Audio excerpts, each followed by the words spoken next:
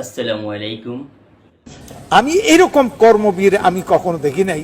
President Zia প্রধান নায়ক, আমি তাকে বিশেষভাবে ধন্যবাদ জানাচ্ছি। জনাব তারেক রহমান আজকে সম্মিলিত হয়েছে।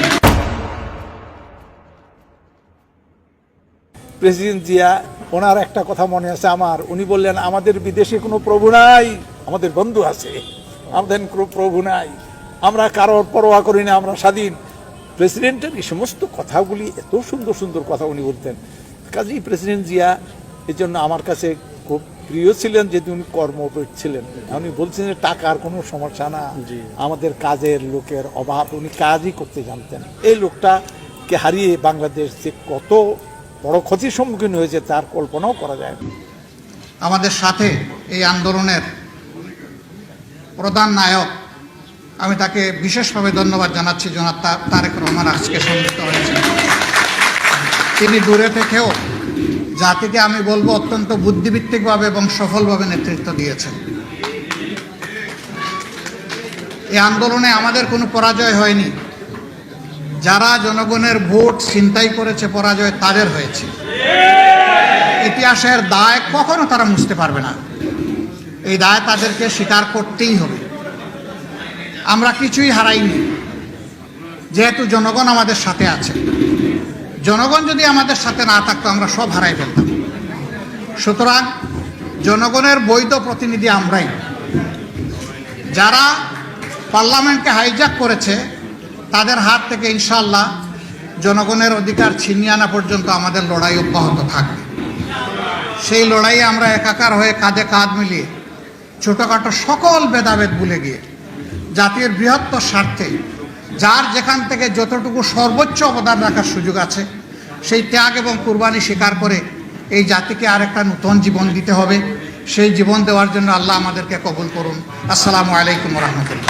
বাংলাদেশে আমরা দেখেছি ইসলামী ইতিহাসে খলিফাগণ তারা রাত্রিবেলা নিজে পথে বিচরণ করে তারা জনগোষ্ঠীর অনুভূতি বোঝার চেষ্টা করত।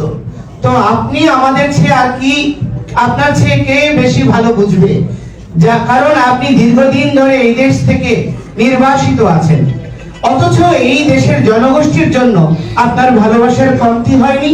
এটা আমরা গত 5ই আগস্ট থেকে ধারাবাহিকভাবে আপনার সক্রিয় উপস্থিতি এবং সক্রিয় নির্দেশনা পুরো জনগোষ্ঠীকে সুরক্ষার জন্য একটি ভালো মাইলফলক ইতিহাস বিনির্মাণ করেছে। এর জন্য আমরা সনাতনী জনগোষ্ঠীর পক্ষ থেকে কৃতজ্ঞতা জানাচ্ছি আপনাকে। রাজনীতির ময়দান একটি পচা নর্দমা। এই নর্দমাটাকে পরিষ্কার করার মতো মানুষের বড় অভাব রয়েছে আমাদের বাংলাদেশে। বিগত সরকারের আমলে আমরা দেখেছি কিভাবে বাংলার বুকে দুর্গন্ধ ছড়িয়ে ছিটিয়ে রয়েছিল। সেই দুর্গন্ধে অসুস্থ হয়ে পড়েছিল বাংলার প্রতিটি মানুষ।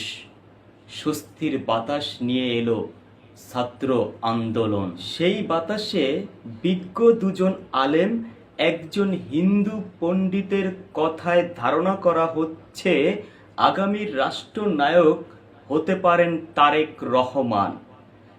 তিনি কি ধরে রাখতে পারবেন এই স্বস্তির সুবাতাস, নাকি বিগত সরকারের মতো তিনিও দুর্গন্ধ ছড়াবেন?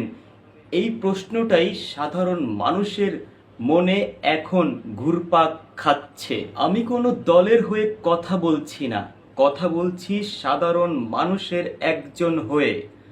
আপনিও আপনার মতামত কমেন্টে জানান সাধারণ মানুষের একজন হয়ে। মনে রাখবেন, দেশটা আপনার, তাই সিদ্ধান্ত আপনাকেই নিতে হবে।